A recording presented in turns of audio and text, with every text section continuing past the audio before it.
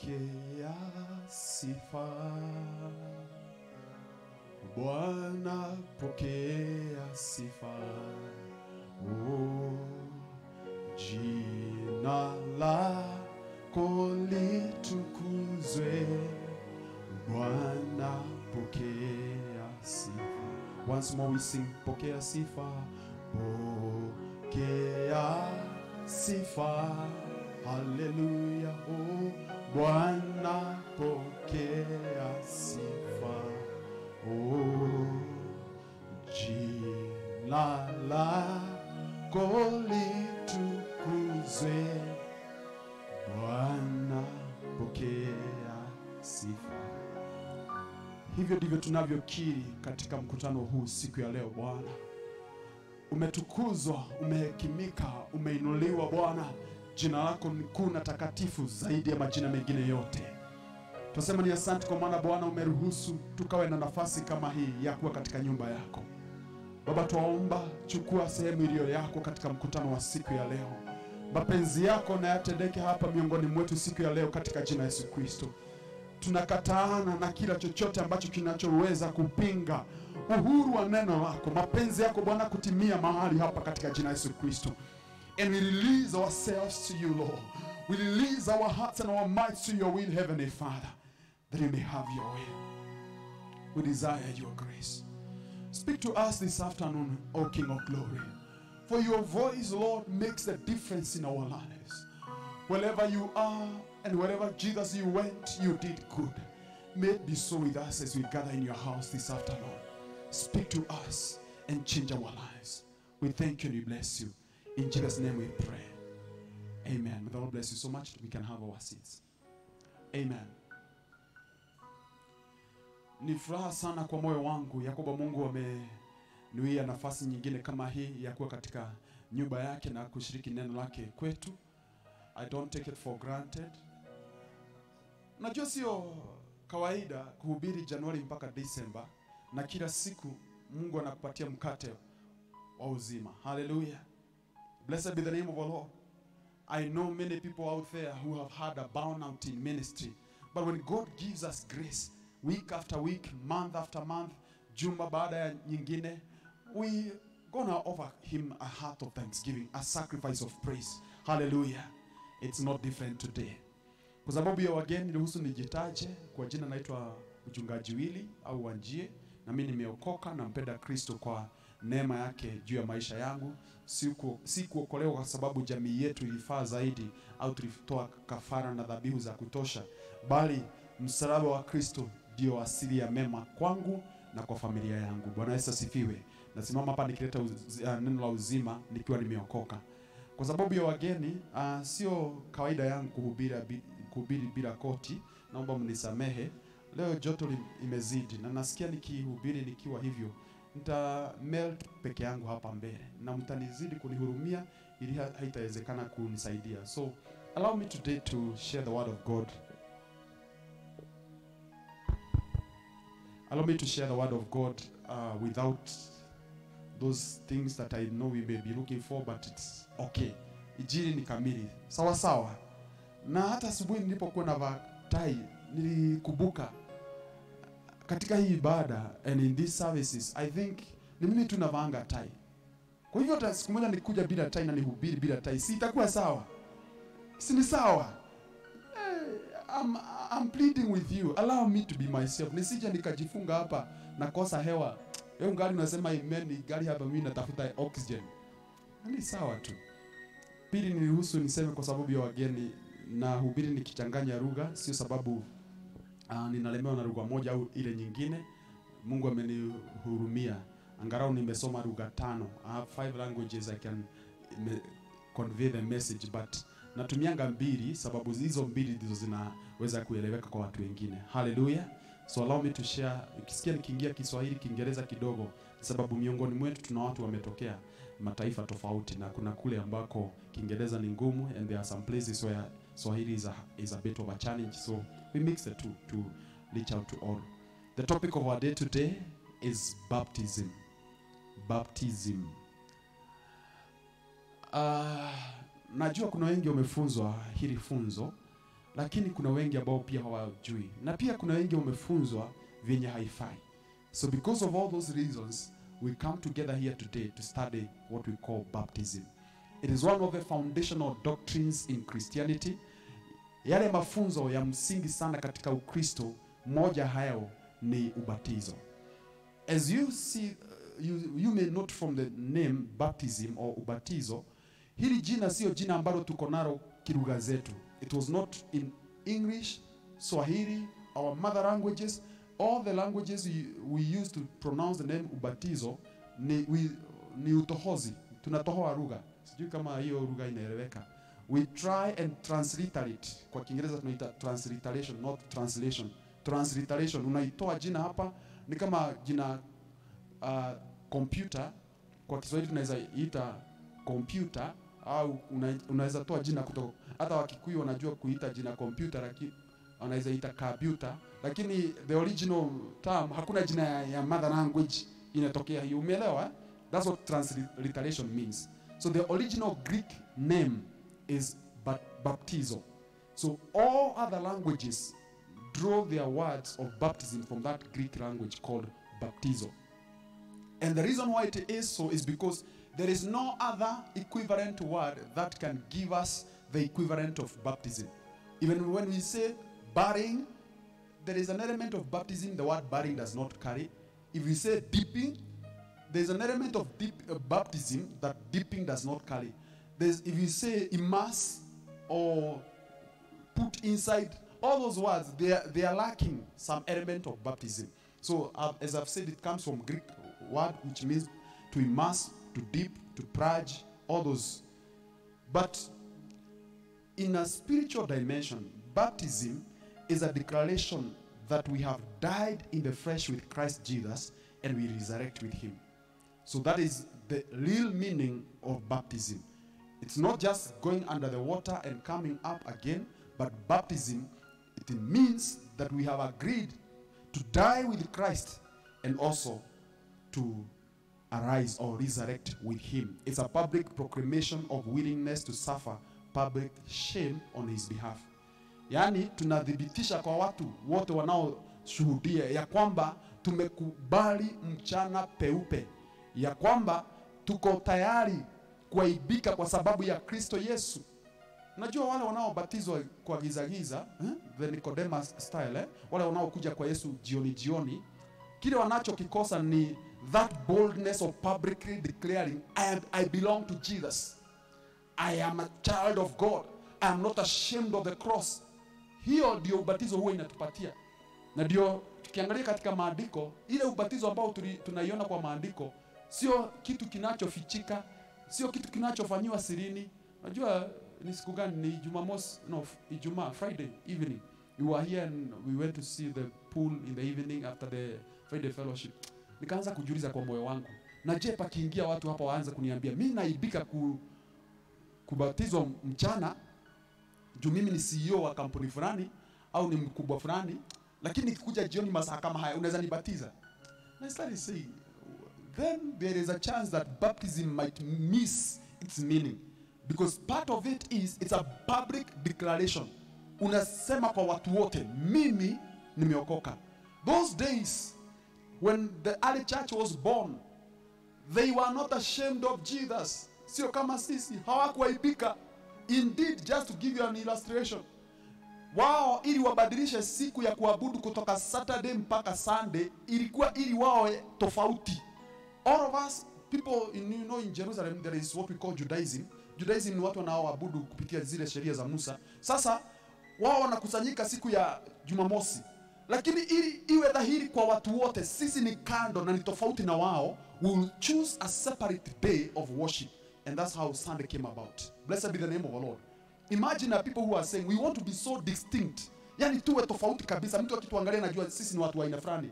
Na diposa hata lile jina walitwikwa Christians was not a name of blessing. Sio kuambiwa wale tunawabariki nyinyi ni wa Kristo. Hapana, ilikuwa jina ya kutukanwa. Wale watu wanaokaa kama wa Kristo, those who are like Christ like, ndio wakatukanwa Kristo.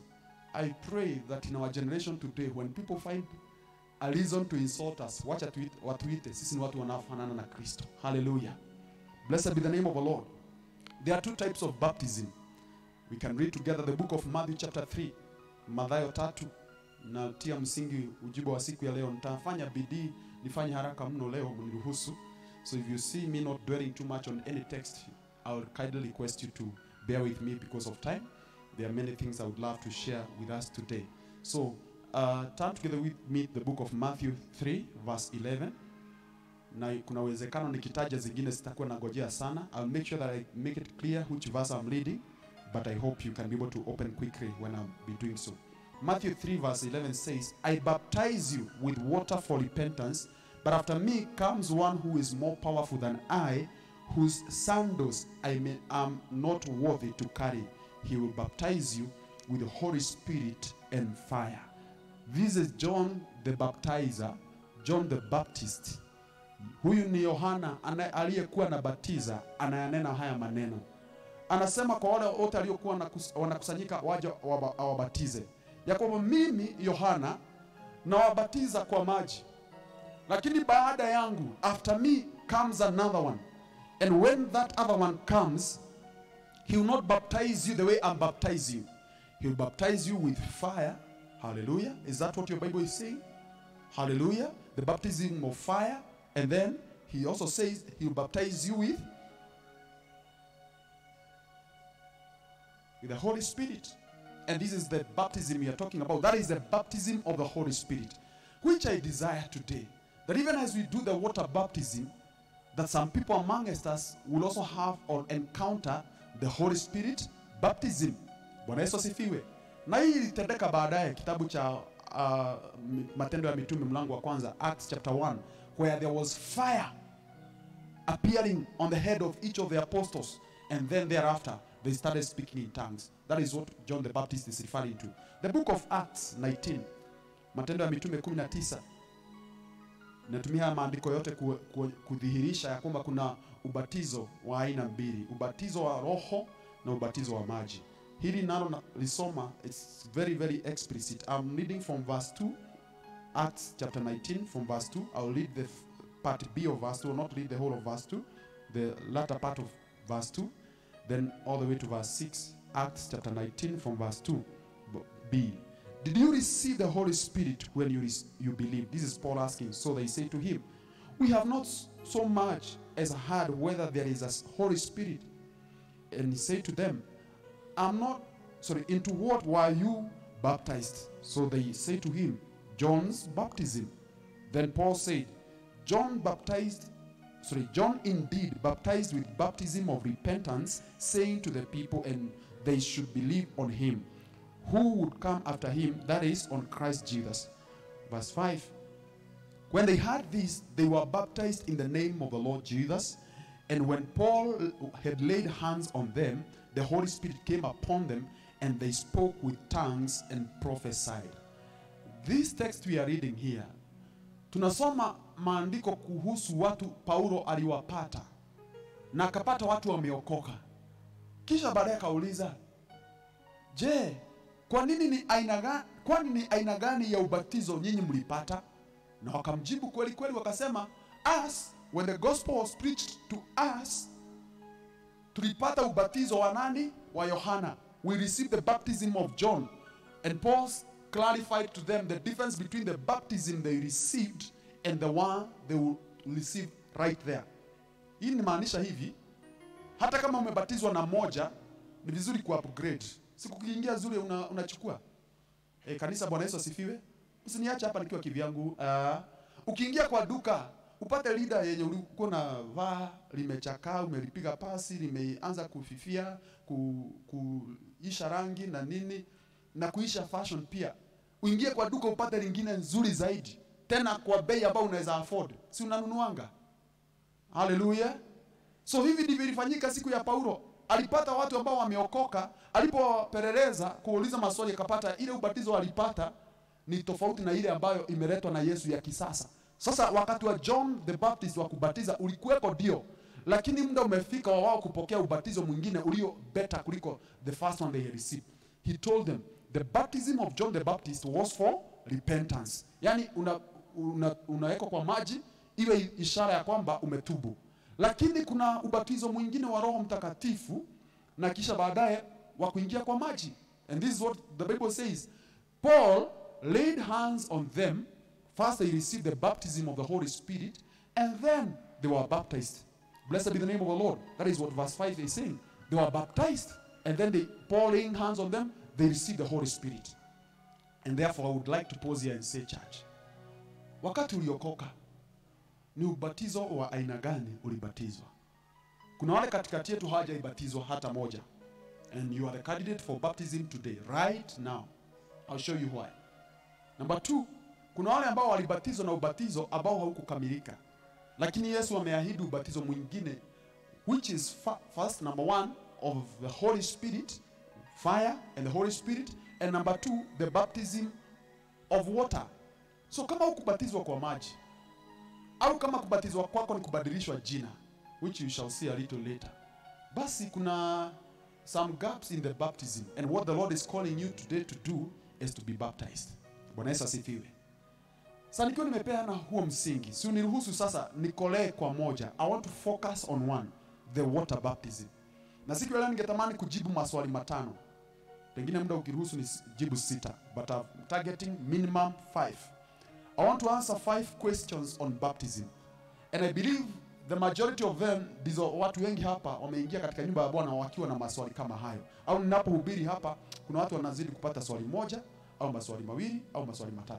But I want to believe by the end of the day the Lord will have us clear, known for truth that this is what he intends with us. The first one is, why do we need baptism? Is baptism important? Some of us are saying, Pastor, si nimeokoka na nimejazwa na Roho, sio imetosha niende biguni. Turn together with me the book of Matthew. Matthew chapter 3 verse 13 to 15. I'll read for you. I'll give you 3 reasons quickly. 3 reasons why it is important to have baptism. The first one, I'll get it from the book of Matthew chapter 3 verse 13 to 15. Sisi ni kanisa ambalo linapenda neno la Mungu. Na kama pengine hupendi neno la Mungu, utapata ni una ugumu sana wa kuingiana nasi. Kuna wale wanapenda tu muziki. Kuna makanisa yanaibanga 45 minutes and 10 minutes of the word of God and they go home. Sisi ni opposite. Sisi tunapenda kuingia katika neno na tunasifu pia, but we give sufficient time for the study of the word of God. Matthew 3 verse 13 to 15. The Bible says this: Jesus was never a sinner. Verse 13. Whatever I was reading was not in verse 13. Verse 13 says, then Jesus came from Galilee to John at the Jordan to be baptized by him. And John tried to prevent him, saying, I need to be baptized by you, and you are coming to me? But Jesus answered and said to him, permit it to be so now, for thus it is fitting for us to fulfill all righteousness. Then he allowed him. Niruhusu nikome pale. John the Baptist anaona Yesu amekuja kwa maji. Kawaida yeye anabatiza kina nani? Wale walio na dhambi. Because the baptism of John the Baptist was what kind of baptism? Baptism for repentance. Sasa tuulizane, Yesu amefanya dhambi gani ili yeye atubukizwe kwa maji mto Jordan? Alipomuona John the Baptist, you know he's a cousin to Jesus. Mother was Elizabeth, the other lady who is Mary, they are related, and the 2 are born, and these are cousins. So John anamuona kule, anaona Yesu akija, and you know John knew about Jesus, and that's why he was predicting about Jesus. He was the curtain laser. Anaongea mambo ya Yesu. Kisha baadaye akamuona Yesu, sasa ndiye huyo ametokea akibatiza.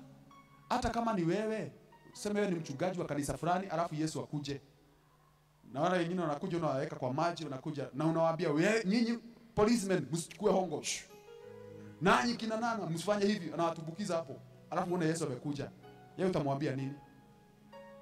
Nawe Yesu uache nini?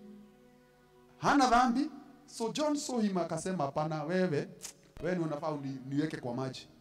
Yesu akasema no. John, allow it to be so now. He didn't say next week, he said now. Allow it to be so now. Why? He goes ahead to explain. So that we can fulfill all, not a few, not part, but all righteousness. Church, number 1 reason why we have to be baptized is to fulfill all righteousness. if you are not baptized, in as much as you want to be 100% righteous, it will not be possible. Why? The one rule that we know through the word of God, allowing us to fulfill all righteousness, is through baptism. Blessed be the name of the Lord. And remember, righteousness we don't acquire, we don't work hard for it. But for the fulfillment, like it was for Jesus, for the fulfillment of all righteousness, the number one thing we have to do is baptism. Blessed be the name of our Lord. I'll mention some few details a little later. So leo kwa sasa uniruhusu nikimbie kidogo. Number 2 reason. I'll read for you the book of Mark, chapter 16. Mark 16, verse 15 and 16. Mistari miwili tu. Kitabu cha Marko mlango wa mwisho. The last book of the book of Mark, verse 15 and 16. Mark 16, verse 15 and 16. And the Bible says this, and he said to them, go into all the world and preach the gospel to every creature. He who believes and is baptized will be saved, but he who does not believe will be condemned. Huh? This is a serious and a powerful one. Yesu anawatuma mitume, anawaambia nendeni mkahubiri. We call it the Great Commissioning. But he tells them in this order, first of all, someone must believe. We'll come to that a little later. And number 2, if someone believes, that is not enough. He says, and is baptized. Kuokoka huwa inatokana na kuamini. Warumi 10. Romans chapter 10, it is you believe in your heart, you confess with your mouth, you are born again. But you know what? It doesn't stop there. The Bible says, he who believes then is baptized shall be saved. And someone tells me that baptism is not important for salvation, I question your faith. Hallelujah. These are not my words, it's the words of Jesus. That whoever believes and is baptized, that person is saved. So if you remove any of those two, salvation is not complete. So someone poses, and this is a very serious theological statement. Yani inamaanisha, ili niokoke kabisa, lazima nibatizwe. Jibu ni ndio. Na tukiriverse the other way, nikibatizwa na nisiamini, nimeokoka. Jibu ni hapana. You cannot take one of the two from the equation. Can I say today, and I've listened this even from another preacher this week, that in the early church, the church we want to become like, there was nothing like a believer who is not baptized. I will say that again and try and put a lot of emphasis. Yani katika kanisa lile lililokuwa la kwanza, lile kanisa Yesu alilizaa, kanisa la kwanza, kanisa ambalo ni mfano kwetu. Hilo kanisa hakukuwa na Mkristo ambaye ameokoka lakini hajabatizwa. Mbona siku ya leo, and we are saying we want to become like the early church, we have believers who are saying I'm not baptized and they are okay. It's a paradox. You know the word paradox? It's something that is contradicting itself. It is not supposed to be so. Haifai kuwa na mtu anasema ameokoka ili hali hajabatizwa. The early church, every time, and we'll read several scriptures here to show us that, every time someone believed in Jesus Christ, the thing that followed next was baptism. Iwe usiku, iwe mchana, iwe mahali hadharani, wawe watu wachache, baptism was the immediate mark ya kuokoka. And this is why we see, and I don't have time to go through this, when the early church was commissioned by Jesus, the first thing they did, they would ensure that once they make someone a disciple is someone who has come to the faith, they are follower of Jesus Christ, immediately unatumbukizwa kwa maji. Bwana Yesu asifiwe. Ndiposa nitaomba kanisa, hatufanyi hivi sababu sisi ni wa Pentecostal. Hapana, tunafanya hivi sababu tunatimiza maagizo ya Yesu Kristo. Do you know it's a contradiction if you believe in Jesus and you don't believe in his baptism? In short, you are rebelling right after believing. Kama kupeleka mwalimu mtoto class 1, akwambia mami mimi nataka kuingia grade 1. Tafadhali please lipa school fees. Alafu ingie shuleni akuja kwambia hizo shule ni za wakora. Huko staki. Huko ni ujinga tupu. They are contradicting themselves. In the morning they say take me, take me. In the evening they are saying hapana sirudi huko. That's what we see with people who say yes to Jesus, I'm born again, but not to baptism. No. Here we are reading from the teaching of Jesus in the book of the instruction, not teaching, the commandment of Jesus Christ. Go preach the gospel. Whoever believes and then is baptized. So, yes, believes, then baptized. That person is done what? Saved. Ndio Biblia yako imesema hivyo. Hallelujah. Nasema hapa kwa sababu kama leo hutabatizwa na hujaibatizwa, ukienda nyumbani, kata hii andiko kwa karatasi, iweke kwa mlango hapo, iwe kubukubu kwako ya kwamba Yesu alisema, sio pastor wenu, Yesu alisema, lakini wewe umeamua kwenda kwingine. The teaching of the word is believe, baptized, then you are saved. Hallelujah. Let me not go to the other areas, and this is why we don't believe in infant baptism. Hakuna watoto wanaofaa kubatizwa. Kwa nini? Kwa sababu watoto hawaokoki. Mtu anasema unamaanisha nini? Children are innocent. This is why we do children dedication or baby dedication. They are innocent. How can someone who is innocent then repent? It's like Jesus. Blessed be the name of our Lord. It also fails. I don't have time. I would have gone to the book of Galatians chapter 3:27, Romans chapter 6 verse 3 and 4, and Colossians chapter 2 verse 12. All those things, when Paul is writing those things, then they cannot be referring to children. It's like Jesus. They cannot be referring to children. Blessed be the name of our Lord. Let me leave it there. We only have believers' baptism. And believers are those who have come to the knowledge of truth and darkness, and they have chosen truth. And once they are born again, then they are baptized. Then they are saved. Hallelujah. Number 3 reason. Nimesema nitakimbia sana. I'll read the book of Romans chapter 6 verse 1 to 4. Romans 6 verse 1 to 4. Romans 6 verse 1 to 4. I read for you. What shall we say then? Shall we continue in sin that grace may abound? Certainly no. How shall we who died into sin live any longer in it? Or do you not know that as many as were baptized into Christ were baptized into his death?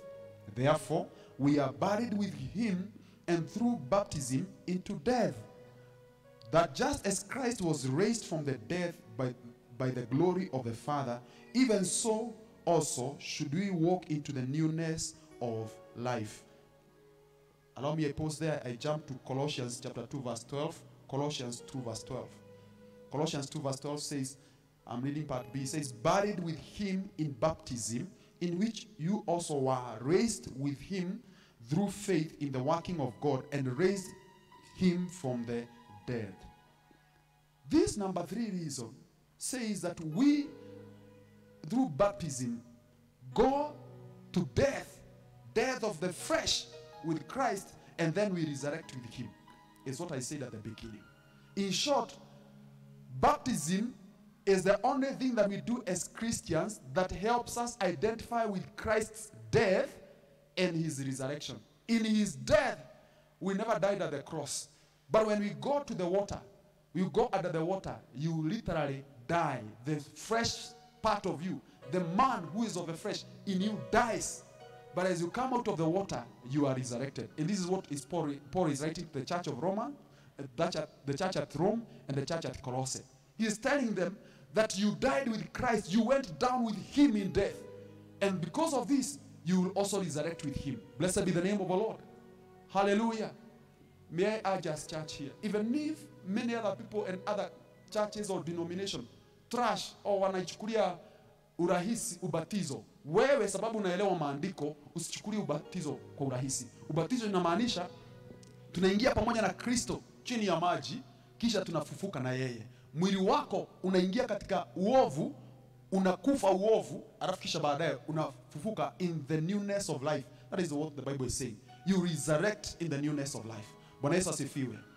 I hope with those few statements and those few scriptures, I've convinced a few of us who had negative thinking about baptism to start thinking positively about it. At least for once, useme kabisa nami nitabatizwa. Bwana Yesu asifiwe. Niingie katika swali langu la pili. Who should be baptized? Ni nani anafaa kubatizwa? Ni nani huyu anafaa kubatizwa? Nauliza hili swali sababu kuna wengi wanasema tubatize watoto. Wengine wanasema hapana, kabla ubatizwe lazima ufanye shule inaitwa catechism. Nimeitaja vile inavyofaa kutajwa. Catechism. Something like that. Wengine wanasema hapana, ubatizo unafaa kuwa kwa jamii nzima. Bora tu mzee amekubali, basi sisi wote kama watoto na familia na watoto tufanye kama the Roman jailer. Sisi zote tubatizwe pamoja. So the question is, who should be baptized? I turn to the book of Acts chapter 8. Matendo ya Mitume 8. Acts chapter 8. I'll read from verse 35. I read 4 verses here. Acts 8 from verse 35. I read, Then Philip opened his mouth and beginning at the scripture, preached Jesus to him. Now as they went down the road, they came to some water. And the eunuch said, See, here is water. What hinders me from being baptized? Then Philip said, If you believe with all your heart, you may. Then he answered and said, I believe that Jesus Christ is the Son of God. So he commanded the chariot to stand still, and both Philip and the eunuch went down into the water, and he baptized him. Hapa tunaona the first Gentile to be baptized. Huyu ni mtu kutoka Ethiopia. Hapa tu, our neighbors. Ametembea nchi ya Israel, amejionea makuna mazuri. Alipokuwa anarudi katika chariot, anajisomea kitabu cha Isaiah 64. Akisoma, naye Philip akiwa ng'ambo ingine, ameitwa na Mungu akaambiwa, pita hii njia. And he found the Ethiopian eunuch reading Isaiah. Na akisoma hakuwa anaelewa ni nini anachokisoma. Biblia inasema hivi, Philip akapanda juu ya hiyo chariot, akaanza kumuelezea kile alichokuwa anasoma. Huyu mtu akaelewa. He was a Cadiz. He was a secretary to the Cadiz. He was a senior person. Akaelewa kile alichokuwa anakisoma. Biblia inasema, akasema, je, juu nimeelewa ujumbe wa Kristo na kwamba Yesu ndiye anaokoa. Na nimeelewa kile ambacho nimekuwa nimefichwa siku nyingi. Something I was not understanding, because that's what he said at the beginning.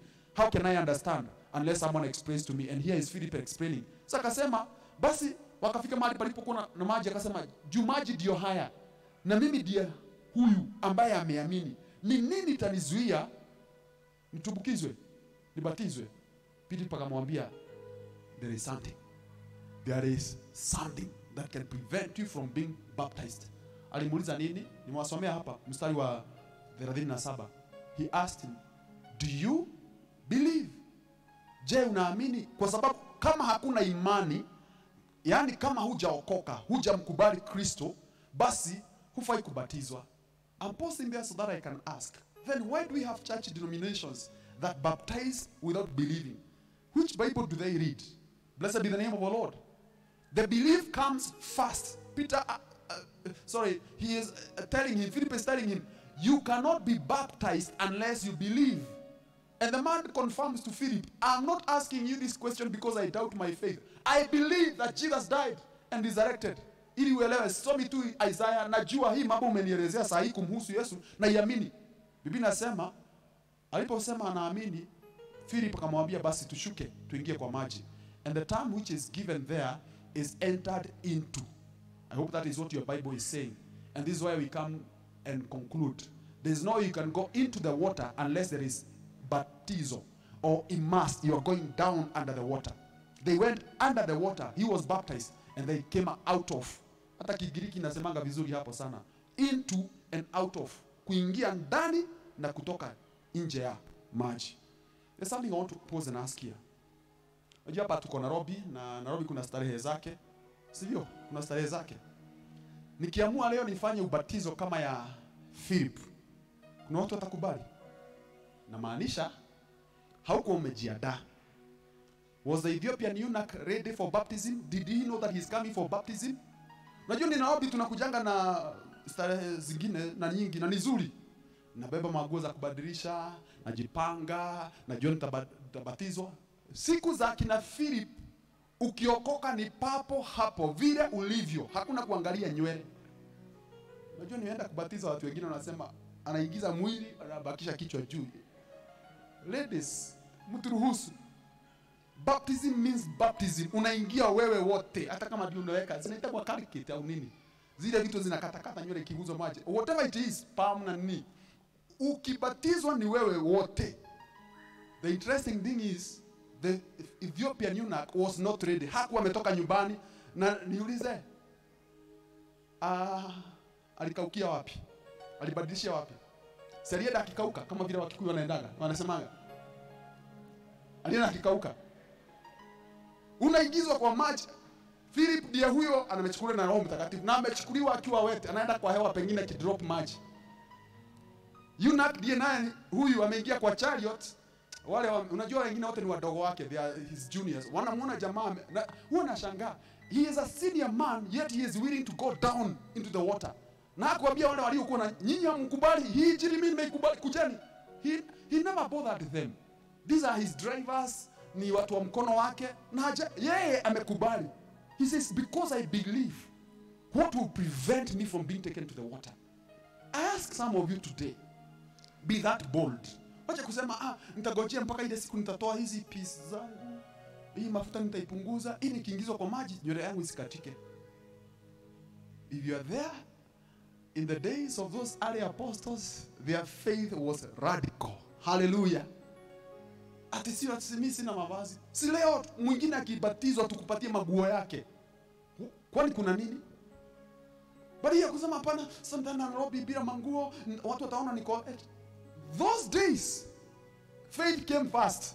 And what people will say came second. But in our days, it's what people will say first.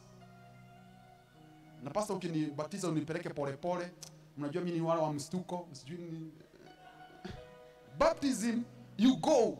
Hizi vitu zingine zinakuja baadaye.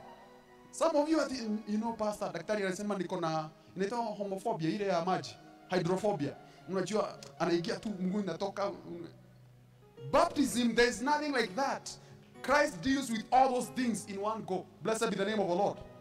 May some of you be radical like this Ethiopian eunuch in Jesus' name. So baptism is for those who believe first. Even the verse we read earlier in the book of Mark chapter 16. Jesus said, those who believe and then are baptized. So believing must come first. And therefore it is not right for any church or any religious group to teach baptism before believing. It is not the word of God. We call it the believer's baptism. Believer's baptism is a baptism for those who have believed in Christ first. Then there is baptism. Blessed be the name of the Lord. Ningie kwa swali langu la ni la tatu. Hallelujah. Number 3.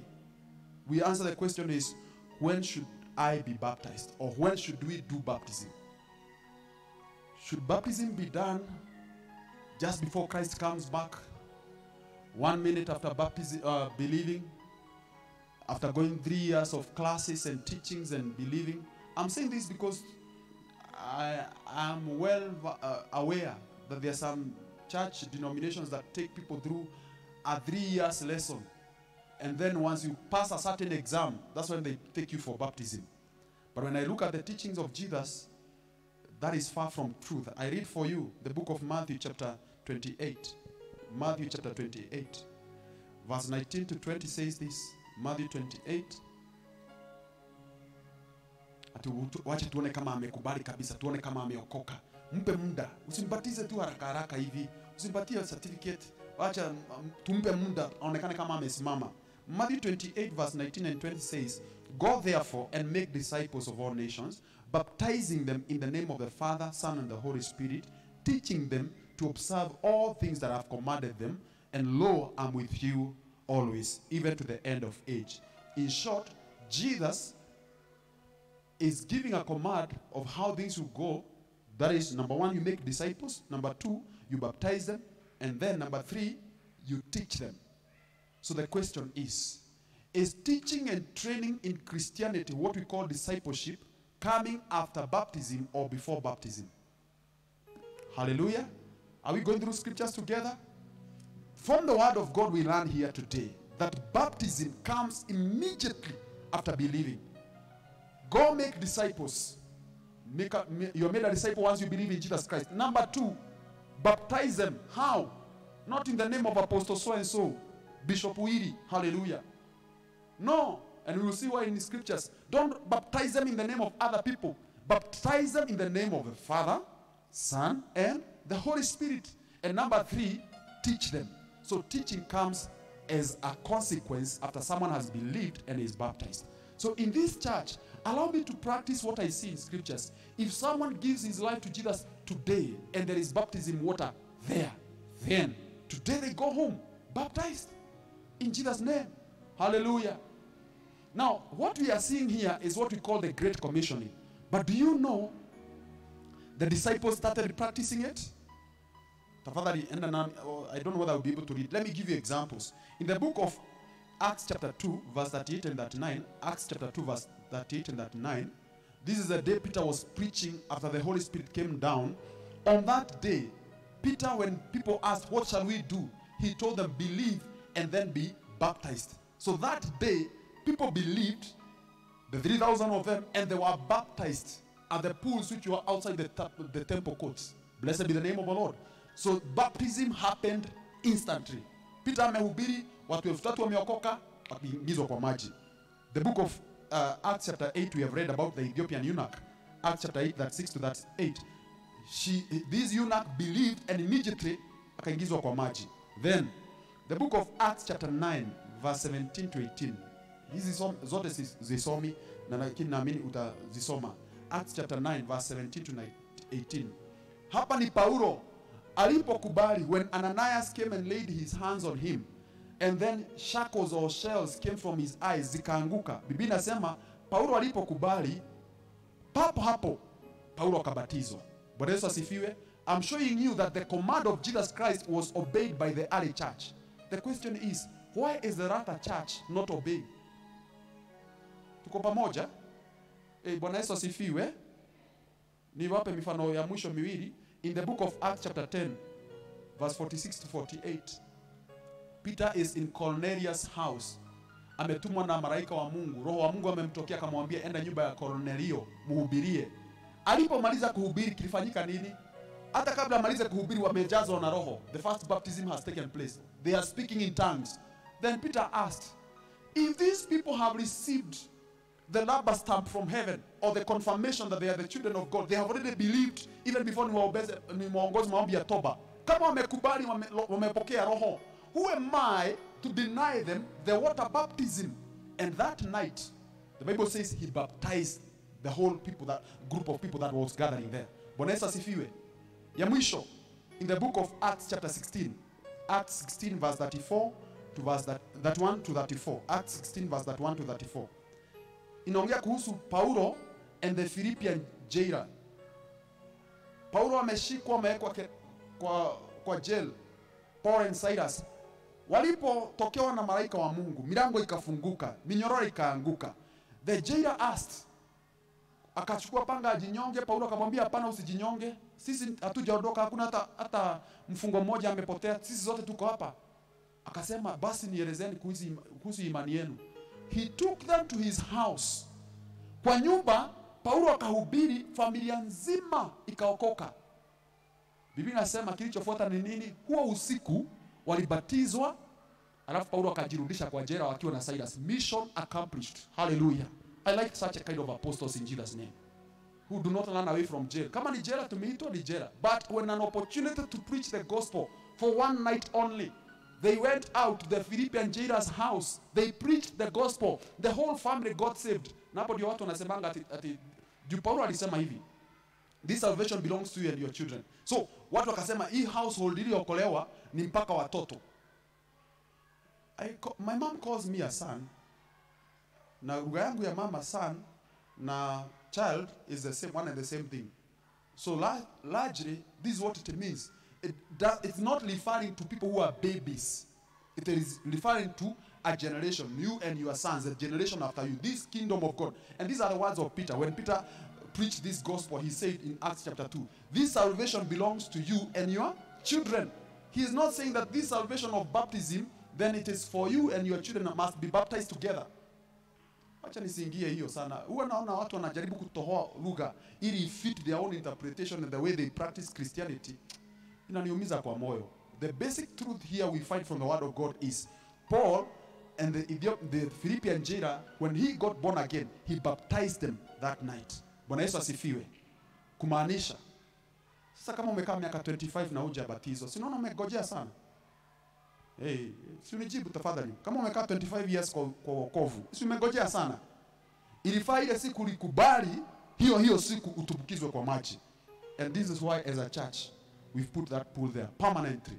Ili mtu akiokoka, I see it in the American church. Actually they have their baptism pool hapa.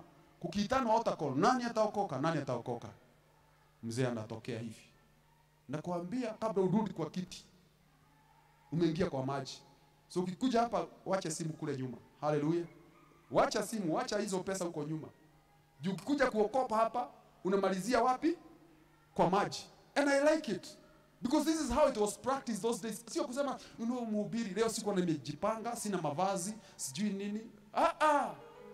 The true Christianity is you are willing to die and to resurrect with Christ, and you are willing to do it now, not tomorrow. If it is to be ashamed, you be ashamed. Tulikuwa tunaulizana pale na ndugu yangu Machande. Najua hapa fence haijamea pande hiyo.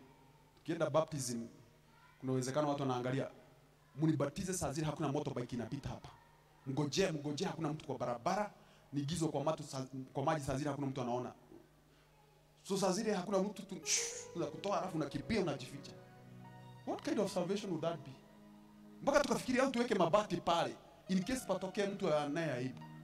But when we see the kind of baptism that was taking place in those days, imagine Peter preaching 3,000 people wameokoka mchana, na apostles wanasema tuko tayari, hatukukula ugali asubuhi, but because mmeokoka tuko tayari kubatiza watu 3,000. Kujeni. Peter anasimama huku, Ado pande hii, John pande ile, ule mwingine pande hiyo, kuja pageni laini, kila mtu kwa maji. When John the Baptist was baptizing, was he baptizing in the leafy suburbs of Nairobi? Nauliza, hallelujah. Mpaka Yesu siku moja akauliza, je, mlipoenda kwa John the Baptist kumuona kule nyikani, mlienda kuona nini? Akauliza, mlienda kuona jamaa amevaa mavazi mazuri? Mlienda kuona jamaa ako na kasura smart? Kabia no. John the Baptist was baptizing people in a public place, the River Jordan, in a wilderness place. Yaani inamaanisha ni kama mtu anatoka huku, wacha nisimiane na example ya county fulani. Kuna watu watasema unaionea county yetu, hata kama tunajua kumekauka pande hizo. So kwa hiyo county ambayo watu wanatoka Nairobi wanaenda kwenye county zile zimekauka. Kale kamuto kako hapo wanabatizwa huko. That's why Jesus was asking them, what did you go to see? A big building? Were you going for cinema hall? Were you going for museums and those architectural sites? No. It is the sins of a man that takes them to a place of baptism where they are saying, I am a sinner and I'm not ashamed to say I'm a sinner and Jesus is my Savior. Blessed be the name of our Lord. So naomba tusiaibikie baptism. Ni mpango wa Mungu sisi kuitanishwa na yeye. Kwa sababu ya muda wacha kole pale sana. Wacha nijibu maswali mawili ya mwisho. Is it true? Next question is, where should we be baptized? Wapi? Tunabatizwa wapi?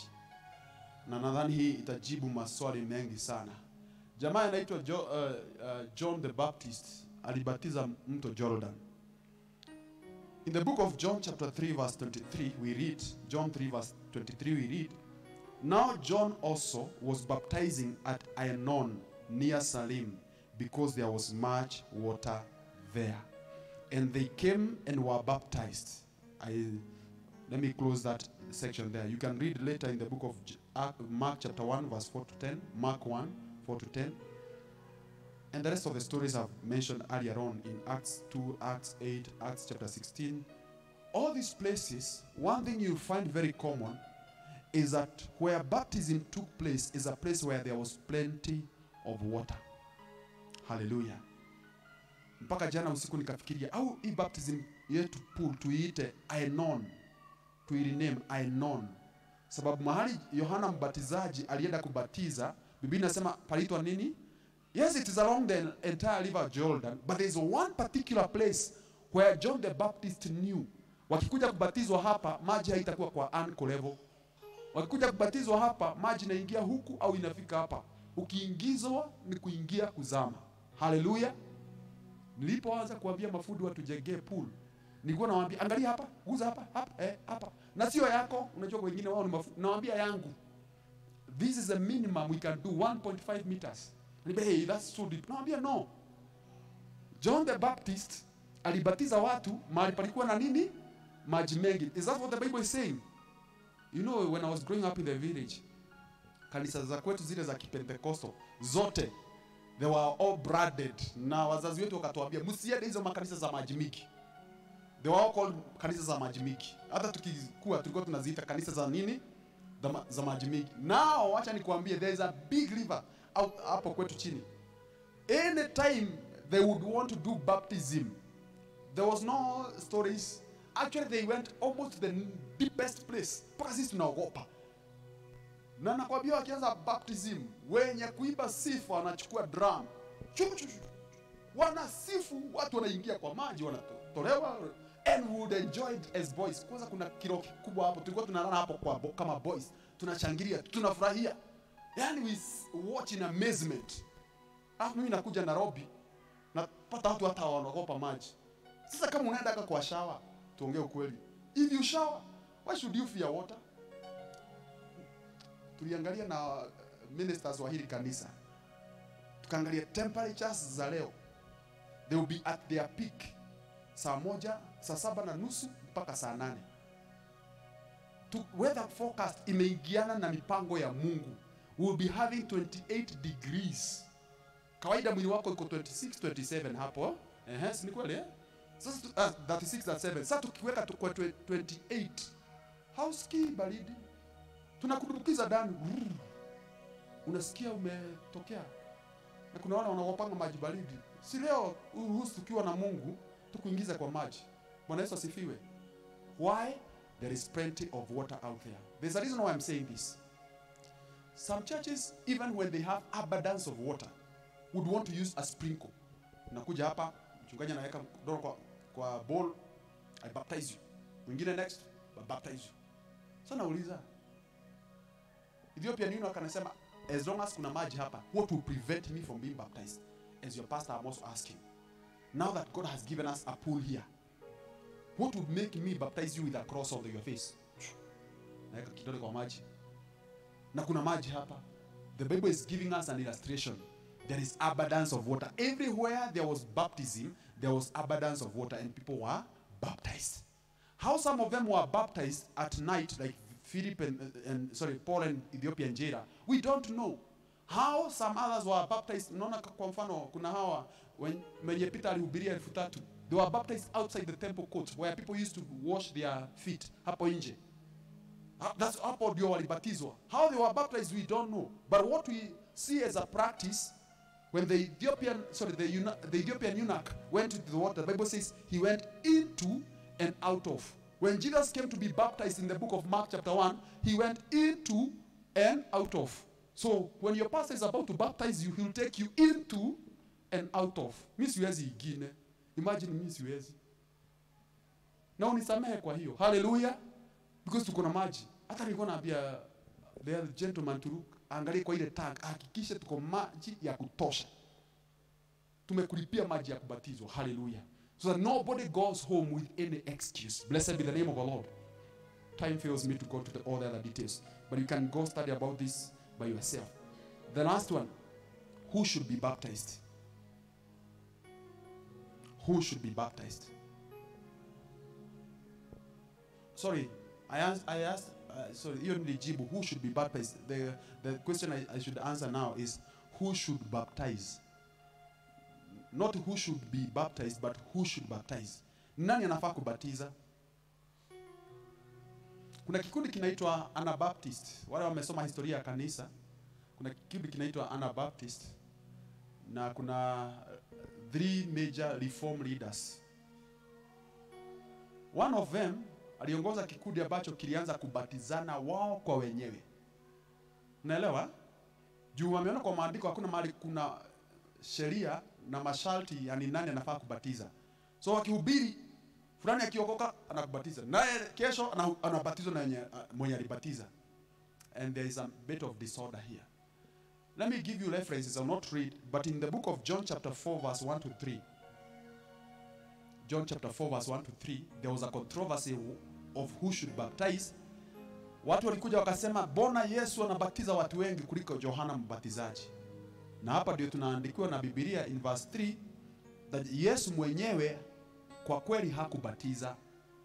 Just mark that. Jesus himself never baptized, but his disciples baptized. I'm giving you references which I want you to go and read later. Then, in the book of 1 Corinthians chapter 14. Is it chapter 14? No, this is not chapter 14. I've skipped this one. But in the book of 1 Corinthians, I've only written the verses, verse 14 to verse 17. The chapter I've missed it out. But here again, there was another controversy. Naye Paulo nauliza, I think it's chapter 3, if someone can confirm that for me. Chapter 3. I think it's chapter 3. 1 Corinthians chapter 3, verse 14 to 17 there. Paul, again there arose a controversy of who is supposed to baptize and who is baptizing. And Paul, again we see in these scriptures, he says in verse 14, I baptize none of you except Crispus and Gaius. Verse 17 he says, for Christ did not send me to baptize. Hold on to that. The last one, John chapter 4, verse 27. John 4, verse 27. Hapa pia tunaona kuna maswali yalitokea. Kwa nini? Kuna wale wanafunzi wa Yohana, John the Baptist, walikuja kumwambia, na tumepata mtu mwingine anabatiza huko. Nani alimpatia ruhusa ya kubatiza? John akajibu akasema, good for you. A man can receive nothing unless it has been given to him from heaven. And with those, I want to summarize and conclude the sermon. In the Bible, there is no instruction of who can baptize and who cannot. So if you are a believer, you qualify to be a baptizer. You can become John the baptizer of our generation, Grace the baptizer, Anthony the baptizer, Joseph the baptizer. Why Jesus said, I didn't baptize any among you, even Paul says, I didn't baptize, there is a reason why they are saying this. Because they know the tendency of mankind. Mwanadamu anapendanga kusikia alibatizwa na mtu mkubwa. Hallelujah. Imagine kuna watu wangekuwa wanasema, wewe ulibatizwa na nani? Peter. Yule Peter kiherehere. Yako haishiki, yangu ndio moto. Mimi nilibatizwa na Yesu mwenyewe. Hallelujah. And because of this, Jesus made sure that he was not baptizing, but his disciples are baptizing. The same with Paul. If today I was baptized by Paul, unajua kuna uwezekano niwaambie, unajua mimi sikubatizwa kama nyinyi. Hii ya kubatizwa maji za hapa adhiriva na nini zimechafuka. Mimi nimebatizwa na Paul mwenyewe in River Jordan. Mimi, I know what baptism is. And this is why Paul comes and says, I baptized none. In short, they denied themselves the privilege of baptizing so that people may not brag or boast because I was baptized by a senior person or a lesser person. Baptism can be done by anyone. Hallelujah. But now when I follow the instructions of Paul to the church, he says, let everything be done in an orderly way. Tusije tukajipata kila mtu anatubukiza. Unajua tunaweza ingia pale kwa pool. Yule ambaye amenitafuta siku nyingi, kwanza kuja nimefinyiria kichwa yangu huko chini na ngojea nitoe bubbles kama dakika moja. Pastor, leo nimekupata. Hata mimi nimebatiza wewe. And it can happen. So Paul says, let there be order in the house of God. Hallelujah. And this is why not everyone in the house of God does everything. Some people can join wedding, others cannot. Some people can conduct a burial and others cannot. Unajua kuna mazishi nilienda hapo. Kwa katokea watu wakasema hata sisi tunazikana. Wakaleta dust hivi before tujue. Saduku imewekwa chini, wameanza kurusha mchanga. I'm not talking of drama. I'm talking of things which I was there personally. In short, for this reason, God orders that there may be order in the house of God. It's not, even though all of us can baptize, even though all of us can do many things in the kingdom of God, let there be order. Some people can be given them a date officially to conduct that business. Imeeleweka? So all of us have the freedom to baptize. But in the house of God, there ought to be order.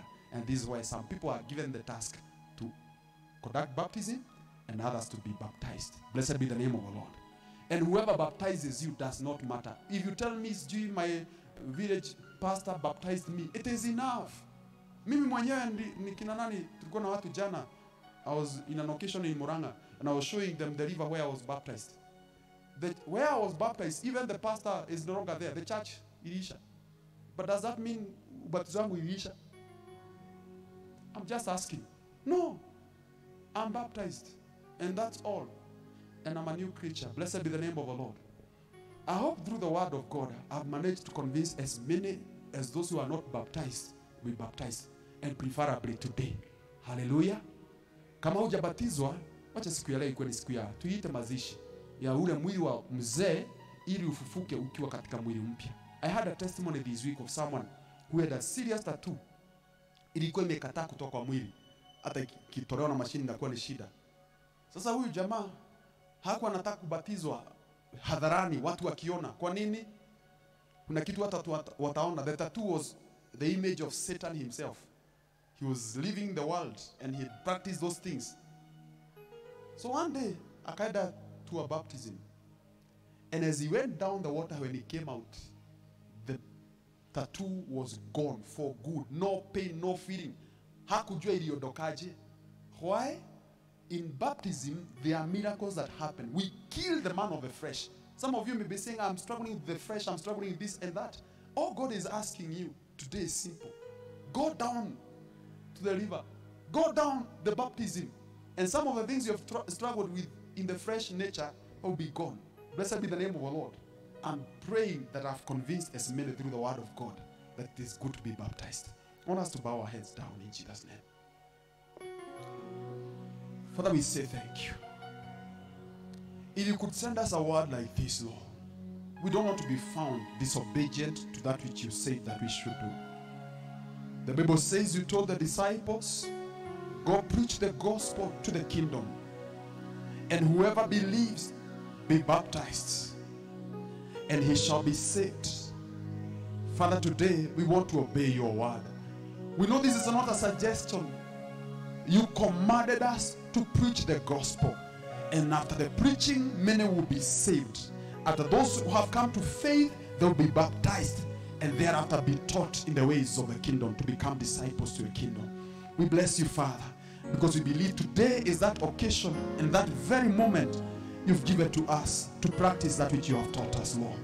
I pray that in this congregation, Father, if there be any amongst us who is not baptized, may you lead their hearts to accept this baptism by immersion. For this is what we see practiced in the word of God. We believe in the water baptism. We believe in the believer's baptism. Father, may you baptize many today. Let some be baptized with the baptism of the Holy Spirit, even as we sit in this house today, O God. Let them receive the gift from on high, our Father. The Bible says when Christ Jesus was baptized, the Holy Spirit came from on high. The heavens opened up. I pray therefore, Lord, may the heavens open for them that will come to this baptism. May there be a release from heaven, oh God. May oracles, may destinies be shaped today as this baptism is being practiced in your word. We thank you and we bless you today. In Jesus' name we give thanks and pray. Amen.